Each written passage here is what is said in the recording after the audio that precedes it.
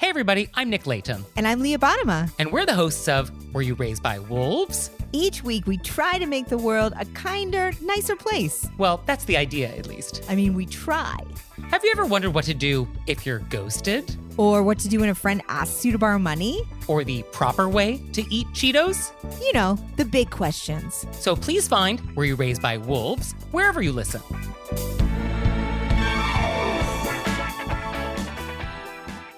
This episode is brought to you by Just Egg. It's a better egg, made from plants. Bring more customers in your doors with Just Egg. Start with a free sample at ju.st/HRN.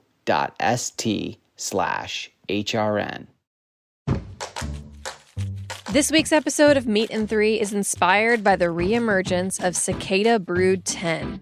We're talking all about insects. Some people are calling crickets the gateway bug because that's a great introduction to what edible insects is all about. So we found detectable levels of cesium-137 in 68 of 122 total honey samples that we had. What is that? Is it tarantula? No, what is it? It's a tarantula. Oh, and they're going to eat it? No.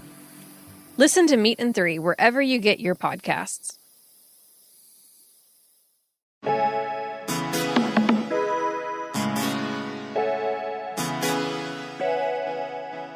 Hi, I'm Eli Sussman, and this is The Line on Heritage Radio Network.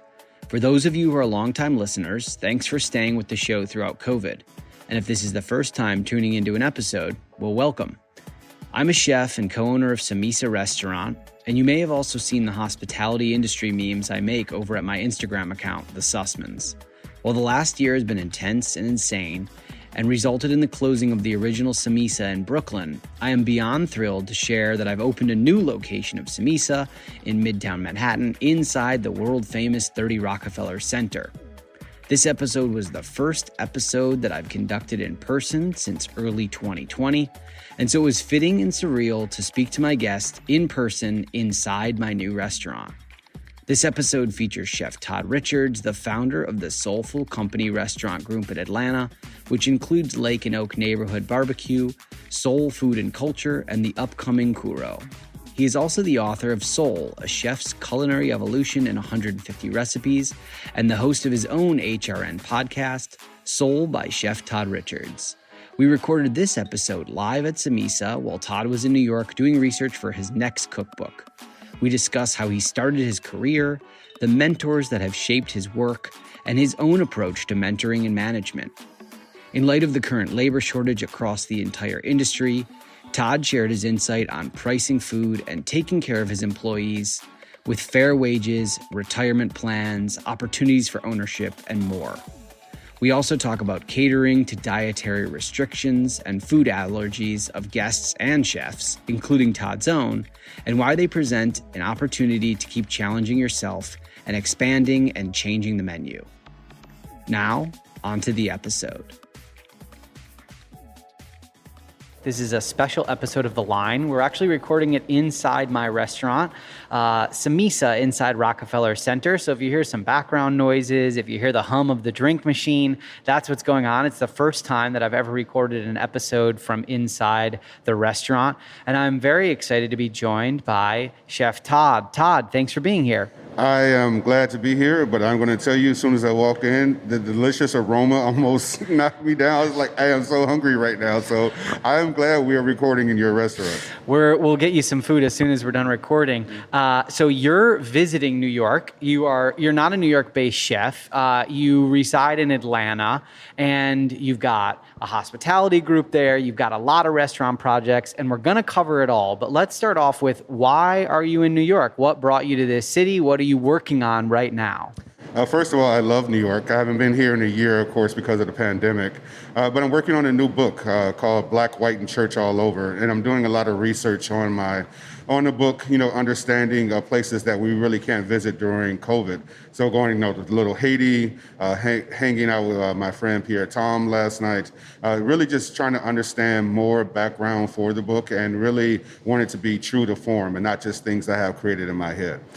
So for folks that have never seen your first book, your first cookbook is called Soul, right? That is correct. And talk a little bit about that. It's 150 recipes. What does it cover? What type of cuisine is it? What is the breadth of the recipes that it covers? And how was that experience writing the first one? Obviously, you're doing another one. Couldn't have been that bad of an experience, but it is incredibly challenging to write a cookbook, to distill all these ideas down into real workable recipes. So what was the impetus for writing the cookbook, and talk a little bit about the structure of it? You know, I wrote Soul as a modern interpretation of soul food, because I believe that if you look at a lot of the cookbooks covering soul food, not to say that they're dated, but there's no visual element that goes along with it. There's nothing that it became more creative except for the standard soul food recipes. And I wanted to lend this modern voice to this repertoire of dishes. And I use, a person like David Chang as a good example for it, that when you look at what Korean food has exploded around the world, and you understand that the price of food goes up, because of this explosion, that way I can really change the economics for soul food as well. Understanding that a pot of collard greens takes 3 days before it takes, really tastes great. But you look at something like a steak that takes 5 minutes. What is the value between the steak and the collard greens? They should be on the same platform when you understand the time it takes to make that dish. As well as understanding that collard greens are not just one thing. Collard greens are really a versatile green that you can use many different ways. And it's an iconic dish in soul food and in Southern food, collard greens. So I really wanted to show the versatility of those dishes. We also wanted to be a mentor and inspire more Black chefs in order to not just keep cooking in the same manner and form. There's nothing wrong with it. It's really a great historical standpoint, and the food is delicious. But there's modern ways that you can look at things, like a waffle, that we put collard greens in our waffle, so it's a collard green waffle that we have. Understanding, how much lamb is really in soul food cuisine. Most people would not contribute lamb to being part of that repertoire of dishes, but it is. I mean, it's, if you think lamb, goat, you think about the Caribbean, it's really part of those repertoire dishes as well. The writing process was great. It was something I never did before. I look forward to, to continue doing the second book right now. I would say during the process, though, you don't sleep. As a chef and opening restaurants, most of my writing is done between 12 a.m. and 5 in the morning. And this book is really going to be great. It has over 180 recipes in it, so it's 30 more than what Soul has. And it's covering really the long-lasting effects of West African cuisine in the Americas, whether you're talking about Honduras or Haiti or the Southern cuisine in the South. We're really talking about, the origin of a lot of the foodways in the Americas is coming out of West Africa. You made a really interesting point about food costs and about time it takes to make dishes, and just almost the customer interpretation of value. So I want to talk about this a little bit in the context of soul food. So you talked about things that take a long time, like collard greens. Has there been an education process for you as you've been opening up your restaurants in regards to customers and pricing about how long dishes take, or your sourcing style, and why maybe your dishes are more expensive than they are at other restaurants that they've been to before, or maybe another restaurant in Atlanta that they consider a soul food restaurant? Mm-hmm. Has that been an easy process? How have you educated customers, if that's what you have done, and what has that response been when maybe your price point is higher or not higher? Well, the education part starts with the staff, first, and getting them to understand where a lot of our ingredients come from. You look at our brisket. Our brisket comes from a farm in Virginia, so it's pretty local to Atlanta. Atlanta doesn't grow a lot of dairy, but of course, or cows. But you understand that, that to have a farm from Virginia where we get all our brisket sourced from is really something unique to a barbecue restaurant. And is it a better, higher price point? Naturally, it is. We pay probably about 30 cents more per pound than most people would pay for a brisket. Our rub is different. We use a coffee, black pepper, and then a whole bunch of other spices in our rub for that same brisket. So, just our natural cost for seasoning is higher. Does that mean that we have to eat the cost? No. I mean, we have to pass that cost on in order to stay open, first of all, but we also tell our staff to make sure that we're telling people the process of what it is and where it comes from. Do people, shun that pricing? I thought before the pandemic they would. I've seen in the pandemic that we really rarely have anyone complain about pricing from our menu pricing. But also, when people do ask that question, I also talk about what we pay our staff. We pay our staff more than most restaurants would. We open Soul and we open Lake and Oak Neighborhood Barbecue, and our staff have 401k automatically. It automatically starts for them, from day one. We're working on healthcare for our staff. Our wages, like I said, are higher. I mean, the average cashier at Soul makes $13.50 an hour, which is in Atlanta, compared to New York, it's different. But in Atlanta, they make $13.50 an hour, and that's the minimum they're going to make, because as they increase in tips, their wages go up. So there's a lot of things that we do differently that we have to support our staff. If our staff is working 2, 3, jobs, which is commonplace in the restaurant industry, then we're not going to get the best result out of our staff. And so when people complain, I explain it to them just like I'm explaining to you now. I pay my staff more. We offer them 401k. We source ingredients as local as possible, and that's what it is. This leads into a discussion that everyone in the hospitality industry is having, owners, also workers, which is about staffing shortages and people making determinations post-COVID about whether they want to be a part of this industry and whether it's a equitable industry and whether, we treat our employees as owners fairly. And obviously you've talked about offering incentives, a 401k and other economic incentives to get people to come back to work. What's going on the ground in Atlanta right now with either a shortage or not a shortage of cooks in New York? There's a lot of trouble having restaurants having trouble hiring. And I'm curious what's going on in Atlanta with people that are reopening and also that pivoted and are expanding their already open businesses. What are you hearing from some of your contemporaries about the industry moving forward and emerging out of COVID in the next 6 or 8 months? Well, being in Georgia, Georgia has been open for a very long time in comparison to the rest of the country. We opened Lake and Oak Neighborhood Barbecue on July 2nd, which is the busiest weekend for a barbecue restaurant, naturally. There is a staff shortage prior to COVID in Atlanta, and it's probably times 10 right now. We've had restaurateurs doing $500 signing bonuses to get people to come in, and it's not going to change. One thing that we have in Atlanta is this explosion of tech jobs and things like that, which a lot of support systems have to go to that. So, like Google has a restaurant there, they're paying cooks, $17, $18 an hour. They can afford to do so. So there's an imbalance already there. And we already have a low unemployment rate in Atlanta. What we're also finding that is difficult is that the front of the house staff have moved on. Usually I can understand the back of the house staff, took warehouse job or something like that, became a driver for UPS or things like that. But the crisis is even more in the front of the house where there's no bartenders, there's no career servers out there that much anymore.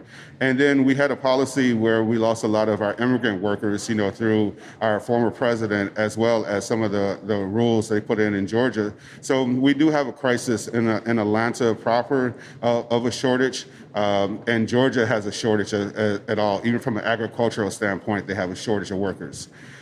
The long-term outcome, I believe, is going to change soon. Not soon enough for us. We delayed opening our restaurant because of staff shortages. I don't think that it's going to change this year, probably next year. I think we'll have a bounce back of workers coming back.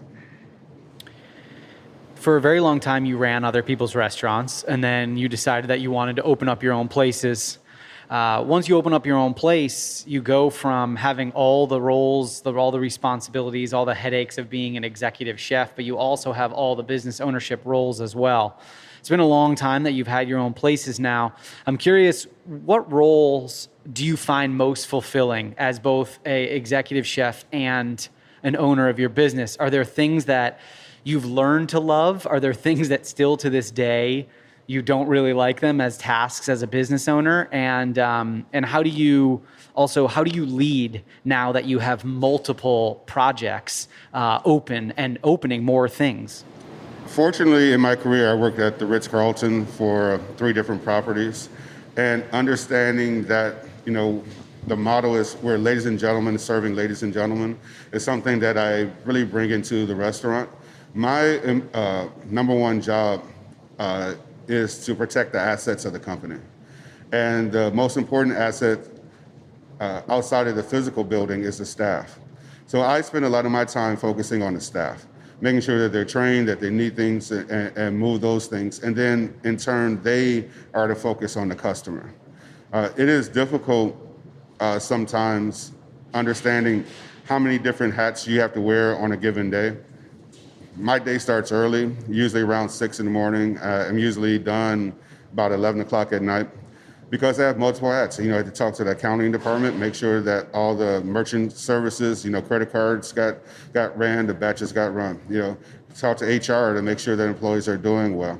But then there's also the guests that want interaction with you as well, which is, again, the public relations side of the business, which I think that most people understand that chefs are quote unquote celebrities, but I don't think they understand how much work it takes for us to become those celebrities. Like I said, my day is 6 days a week, 6 a.m. to 11. On the 7th day, we close our restaurant at 7, so I'm usually done earlier on Sunday. But that's just the way it is in order to be successful. We fortunately, did not have a bad COVID season. We were pretty busy in our restaurants. Lake and Oak was probably 5 different restaurants at one time, was to go, then it became to go and half open, to go fully open on a patio. Then we had winter season, so we came to go, back to go only. The city was closed, so we just got our liquor license. So now we're a full service restaurant. So just being able to be versatile is the best thing I can give to anyone who runs a company, that you have to wear many hats, but you have to be versatile, and most importantly, you have to hire the right people. I want to talk about mentorship and also just continuing to build out a team for the future. The best way to continue to open projects is to nurture people from within.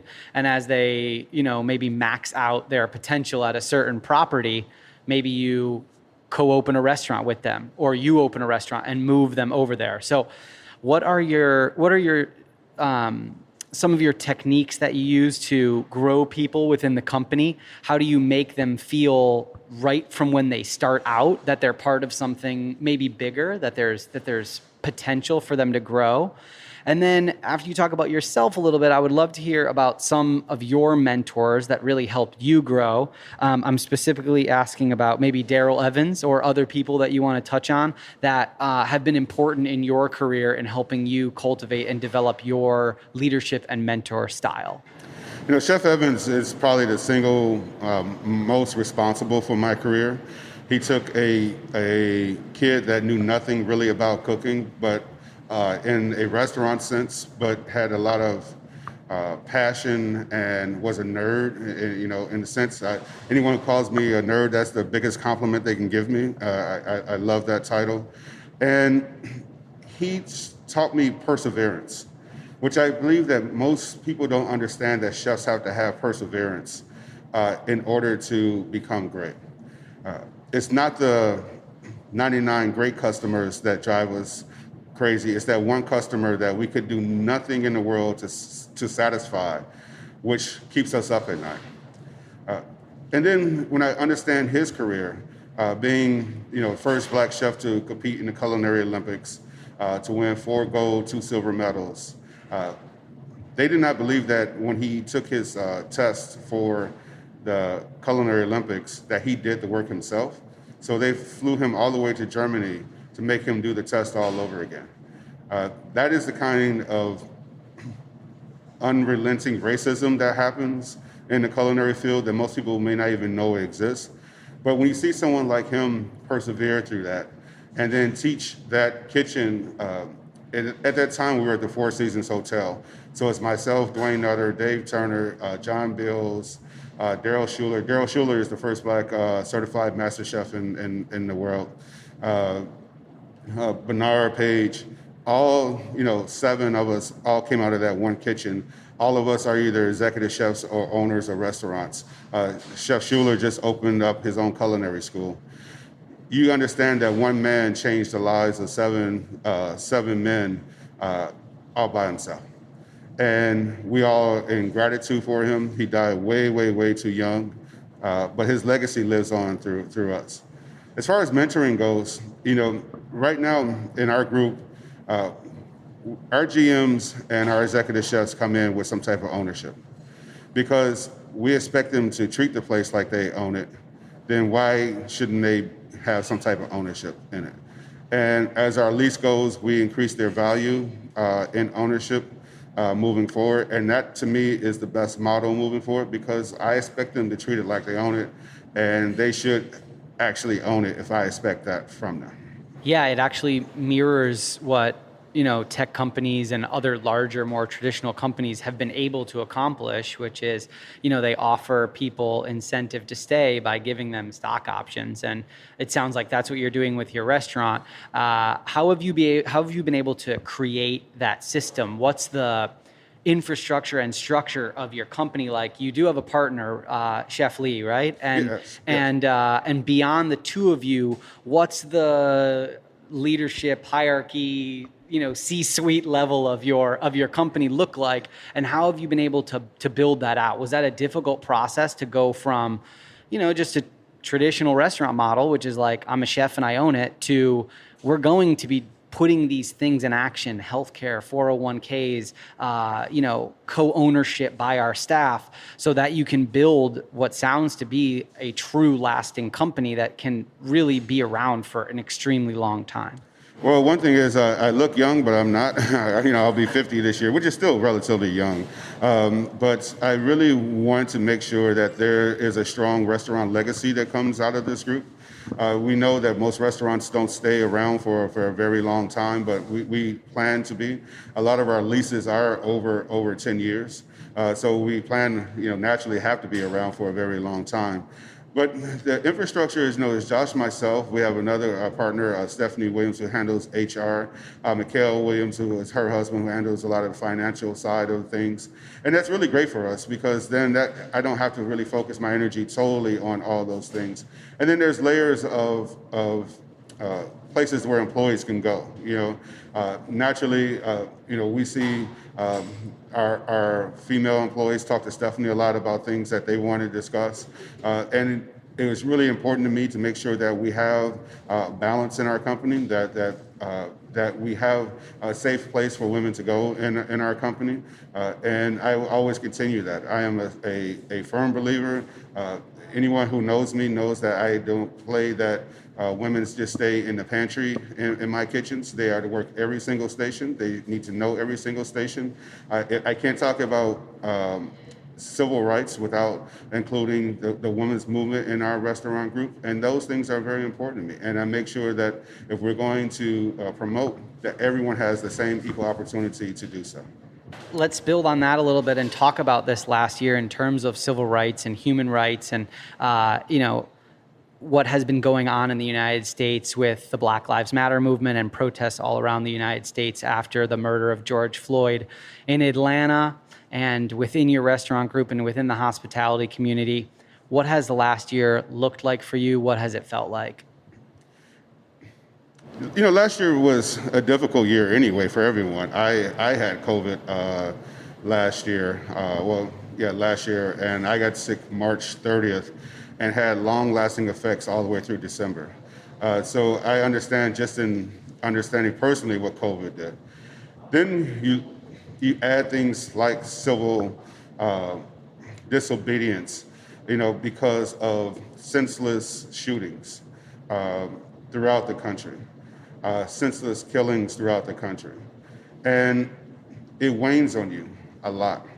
There seems to be no end in sight, for these things that are happening. And that's when I really focus on my staff even more, to make sure that they are, first of all, what are they going through on their daily lives? Are we giving them the best opportunity? We're open 6 days a week. We just got our linen company to get uniforms for all the kitchen staff, so they're not washing these things themselves. Because you imagine, in a restaurant, the shirts are dirty all the time. They get dirty, they get smoky. We have a barbecue restaurant; they're smoky and everything like that.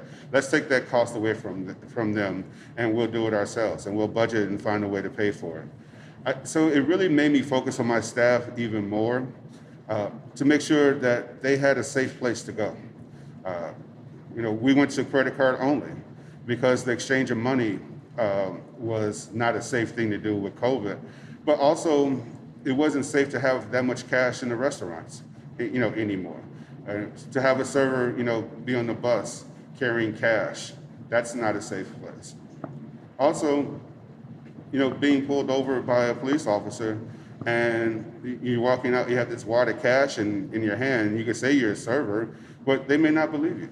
So we had to take these steps to ensure that the staff was safe, and also had to create a safe haven for them, a respite, to not have to deal with those things. We turned the TV off in the restaurant.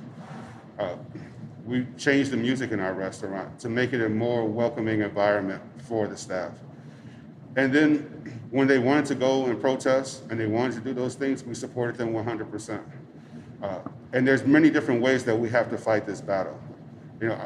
My way is to make sure that their wages are higher than everyone else, give them, 401k, work on healthcare that we're doing right now, to do things that the average restaurant, doesn't do or may not have the opportunity to do. Does it cut into profit? Yes, 100%. But like I said, our leases are very long.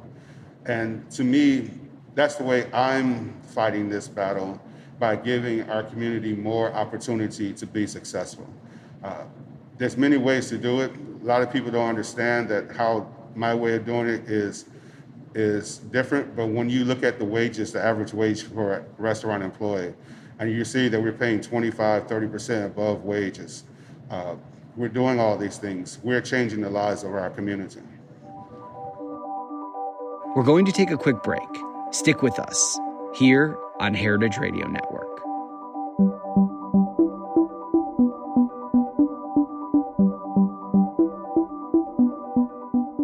This episode is brought to you by Just Egg. You can't have plant-based breakfast without a plant-based egg. Just Egg is now the fastest growing egg brand in the United States. Bring more plant-based consumers in your doors with easy-to-use Just Egg. You can get started with a free sample. Just head to ju.st/HRN. Made from plants, Just Egg is a better egg for you and for the planet. It's healthier, with no cholesterol and less saturated fat, and it's more sustainable. Just Egg uses less water and generates fewer carbon emissions. Most importantly, it's delicious. For our listeners who operate a food service establishment, you can get a sample for free. Head to ju.st/HRN. Just Egg makes a delicious, plant-based addition to any menu.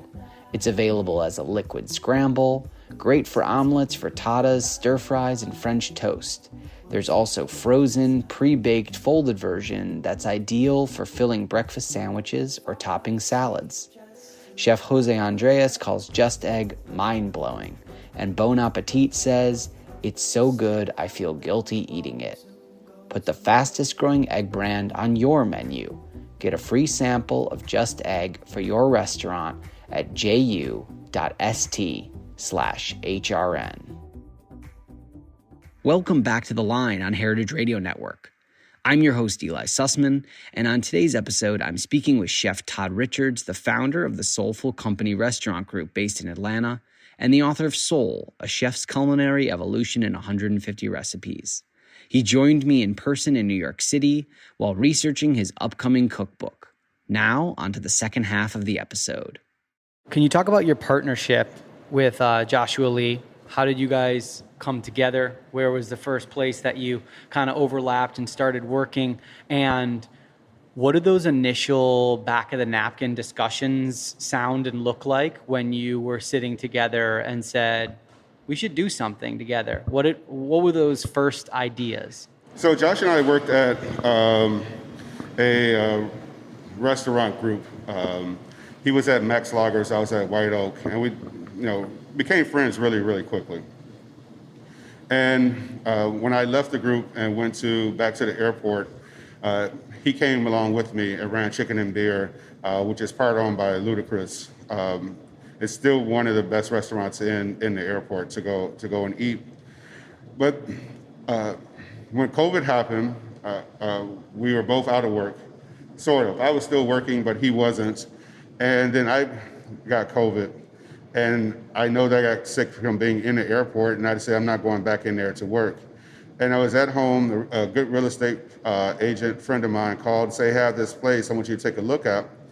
And I couldn't even leave the house. I could barely answer the phone. I called Josh. I said, Josh, hey, go take a look at this place and see if this is going to be a good fit for us, if we really wanted to do something. And within 15 minutes, he called me back and said, we have to do it. I said, okay, well, let's just do it, And it really just started that way, with hopes, prayers, credit cards, and borrowing money from family. We got the place open. And from there, we haven't looked back. Those back in the napkin conversations still happen. I think that's the best way to get real things done, is to really sit down without a true agenda of what the outcome is going to be. When we go into a restaurant and look for a new restaurant space, I have no clue what that restaurant is going to be until I actually walk into the space. And we'll sit there for hours. We'll throw things against the wall. What if we do this, do that? And then we have the final outcome. And it's been a pretty successful way for us to get restaurants going. And I don't think we're going to change it at all. In addition to the restaurants the brick and mortars that you have, you also have these concepts in the airport, right? And those are under Jackmon Hospitality, which is a different company that are you the culinary director? Well, former culinary director. I did resign my position. As you open more restaurants, you can't serve two masters. Yeah. I was going to ask you, how do you manage all that? But I guess it became a little unruly. Well, they got a vaccine, but they haven't gotten cloning down yet. So. Okay, so you can only be in about 3 places at once, not 5 places at once.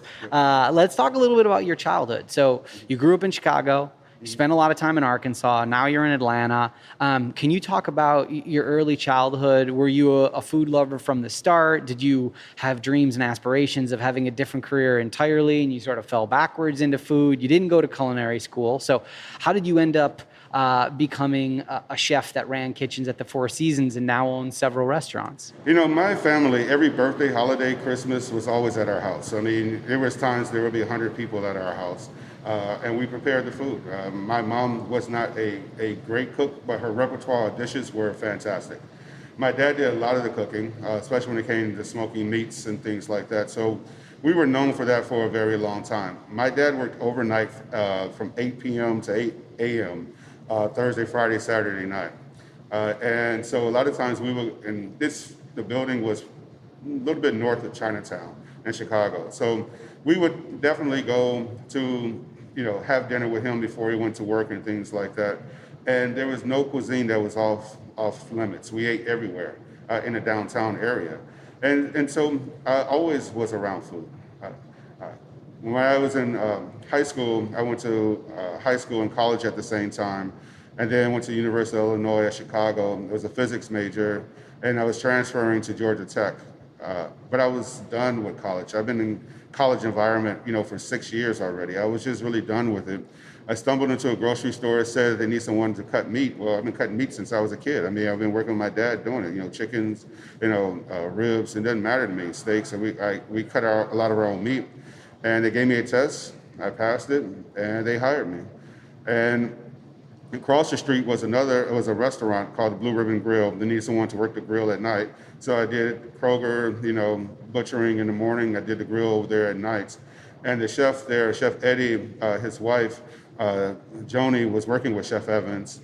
And Eddie told me something one night. She said, I have nothing more for you to learn. It's time for you to go. And he gave me Chef Evans' number, and really, I didn't even look back from that.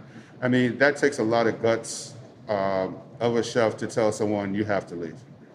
That is no longer here, you're going to be. He said, I see greatness in you, but I can't teach you anything else. And within 3 weeks, I was gone.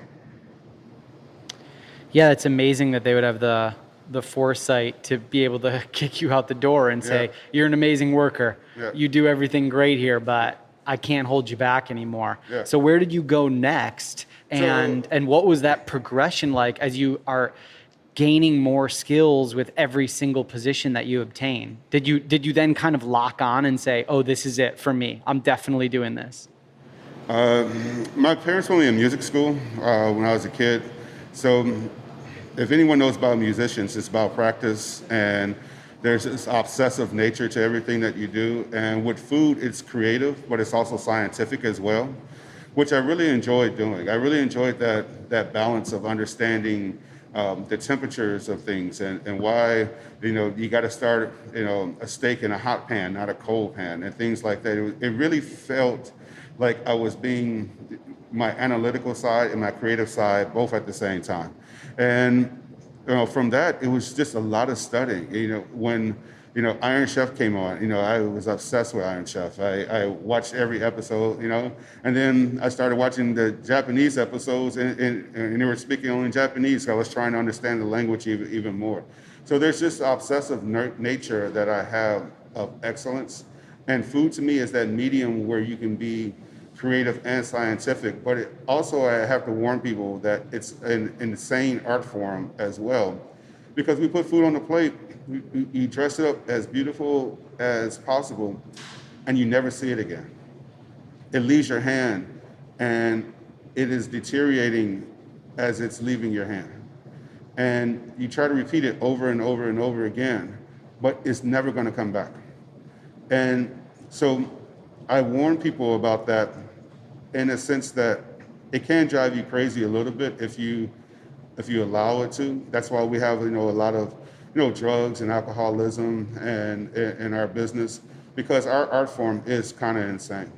And I know you're going to ask me this about the mental health side of it, but chefs have to have good mental health in order to be great as well, because if not, it will consume you. You have to find a good balance and outlet, for that, whether it's sports. Mine is music. I go home at night, I'm putting on music. I have a huge record collection. I still DJ a lot. That's my outlet, to get another art form that is not so fleeting when I'm done plating. In terms of creativity and creating dishes and having constraints, so a lot of the things that can inform a menu are, okay, what's going to sell well? But now we also have to be considering dietary restrictions, allergies, a lot of different things that have sprung up in the last decade, which is people removing certain things from their diets, either from an allergy perspective or just being focused more on health. So I'm curious if there's anything on your menu that informs those decisions, any changes that you've made, any personal things that you don't eat that you've been tinkering with in order to add things to your menu? It's kind of crazy to be a chef and have food allergies. Most people don't know that. Lobster, number one, is the worst allergy for me. If I have one bite, I'm going to be on the ground, out. I would say that dairy is another allergy that I have. I can't really have lactose. If I do it, I'm going to be stuffed up for days, And then egg. It's something I developed an allergy to in the last 3 years. And it was nothing that, I love eggs. I can eat eggs every day, scrambled, soft, a little bit of black pepper, goat cheese, a glass of champagne, and toast. That's my breakfast, and oatmeal. I'm a big oatmeal fan as well. So being a chef that has these allergies, I'm sensitive to people when they say they have them. Most of our menus are gluten-free except for bread. Even at Soul, which is a fried chicken sandwich place, it's gluten-free. We use potato starch. We don't use AP flour. There's no real gluten at barbecue restaurants except for the bread, and of course mac and cheese. But really, you have to listen to guests and also informing that menu, because it's not going to stop. People are developing more allergies to food. As we process things more, people are going to naturally develop these allergies, and you have to be conscious of them. I'm conscious of them because, like I said, one of my favorite foods in the world to eat, I can't eat anymore. I would literally eat scrambled eggs, every single day, and I can't eat them anymore. Well, I can now, but not in the same form. And so you've been experimenting with this product, right? Yes. And it's been, I assume, a unique process of trying to recraft egg-based dishes with something that is not made of eggs. So can you talk a little bit about that and how you're incorporating modern technology? It's been so exciting to use just egg. And I probably stood up here, if no one can see us here, but I stood up and talking about this product because for me, who is an egg lover, I can eat eggs again. I was recently at home. I made the frittata, which I love frittata because they just, you can carry around with them. As a chef on the run, it's easy to make. And I couldn't tell the difference. Actually, to me, it tastes better than the egg because, sometimes when you're making frittata, it can still be soft in the middle. This firmed up really quickly. I put potatoes, shallots, thyme, black pepper in it, and it was so delicious. So I know for me, if it was delicious for me, then it's delicious for everyone else.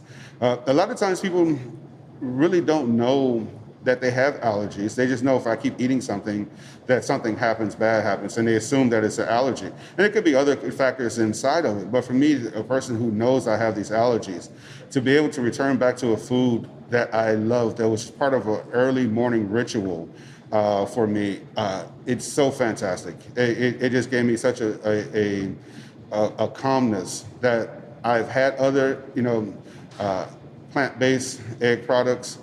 They weren't as good. They didn't taste as good.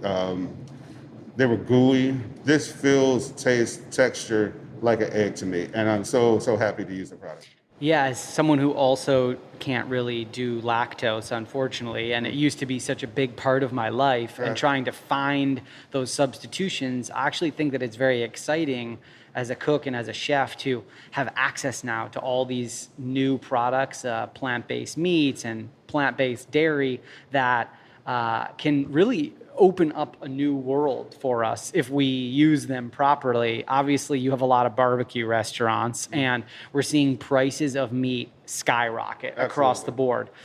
It's almost becoming cost prohibitive to serve meat. Mm-hmm. And I think the price of chicken wings have gone up, I think about 5x or 6x in the nation in the past year.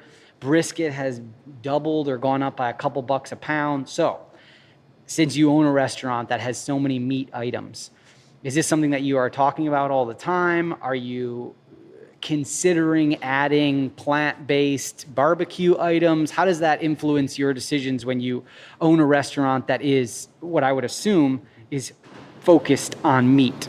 We are actually changing our menu right now, and we're adding more vegetable options. One thing is the guests are asking for it. Mm-hmm. They really, they love the smoked taste of things, but they're asking for more options. We're adding another salad to the menu, our Cobb salad, which is really popular. Someone wanted something a little bit smaller and lighter. We're adding a different salad to the menu. We use a lot of vegetables in our cooking anyway, so it's not that difficult for us to change that. On our brisket sandwich, we top it with smoked onions and arugula on that sandwich. We have a lady that comes in all the time. She doesn't want the brisket. She just wants a grilled cheese with the smoked onions and arugula, and it makes sense, for us because we smoke the peppers, for the pimento cheese. So it's really not a pivot for us or a hard pivot for us. It's something that we enjoy doing anyway. And we all know with meat, you can eat meat and be fatigued from it, and having something that's alive, knowing that the farmers like Bobby Britt's going to bring us tomatoes and carrots, or Love is Love Farm, which is literally less than a mile away from us, is growing, banana peppers and jalapenos and all our fresh herbs. It gives us a sense of neighborhood, which is in the name of the restaurant, Lincoln Oak Neighborhood Barbecue. And it's really important that we're supporting the neighborhood as well. And they don't grow, chickens and things like that. They grow vegetables. So it's also a responsibility for us as an owner to support the neighborhood. And if the farmers have it, we're going to serve it.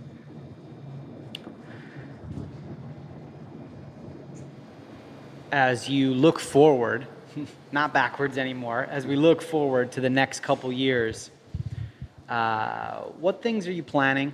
What are you dreaming up?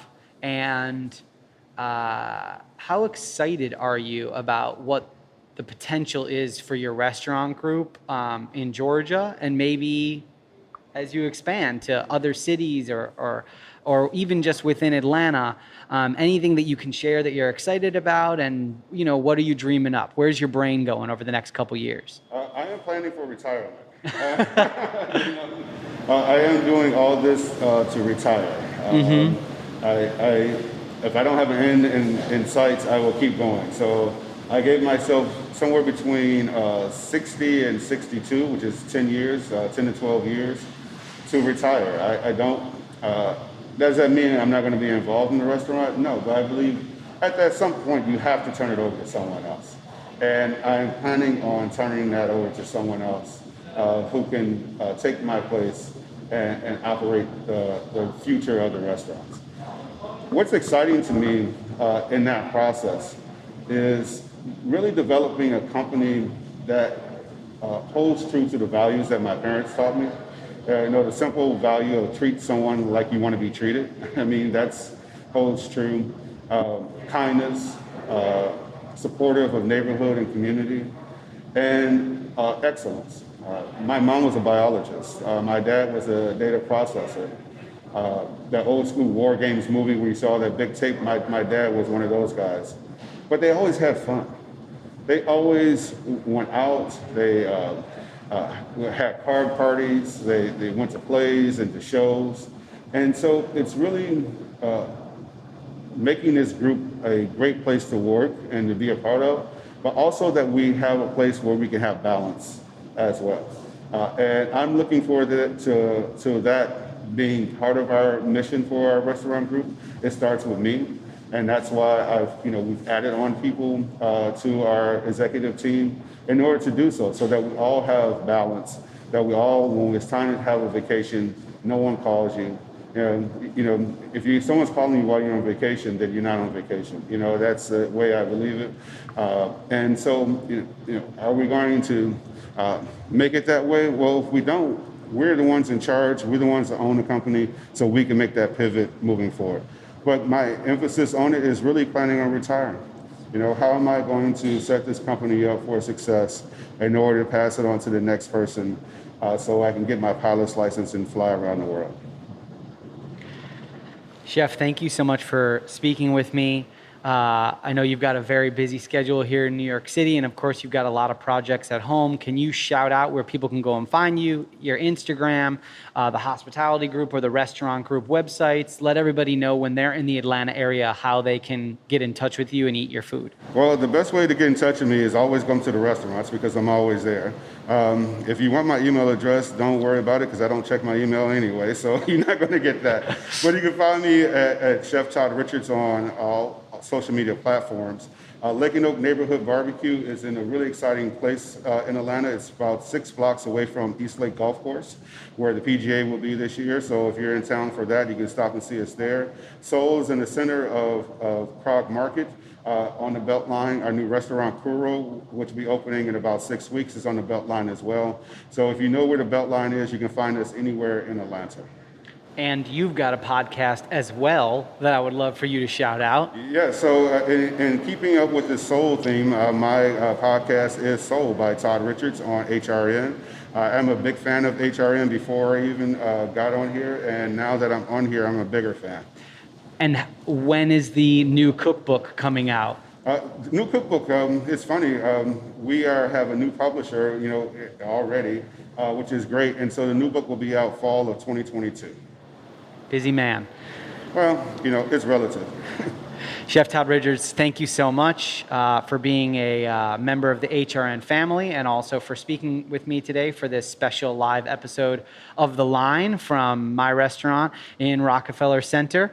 Best of luck to you with all the endeavors coming out in the next year. Can't wait to come down to Atlanta and check out all your spots. Come on down. We'd love to have you.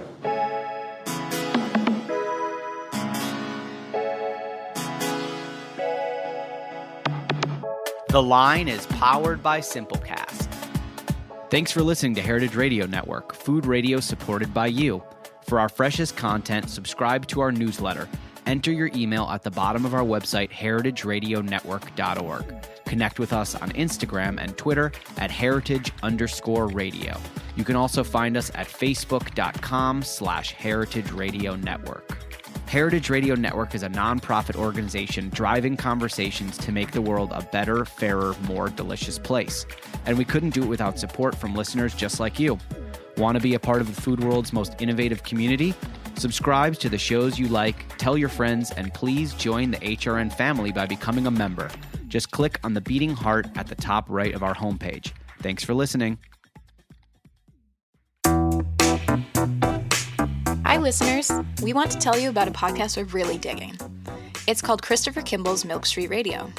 Every week, they travel the world to find the most fascinating stories about food, including children who harvest cod tongues after school in Norway and a detective who tracks down food thieves. And on Milk Street Radio, you can always find the unexpected. The comedian who ranks apples using an elaborate 100-point system, the secret history of grocery stores, and how to eat your way through Italy.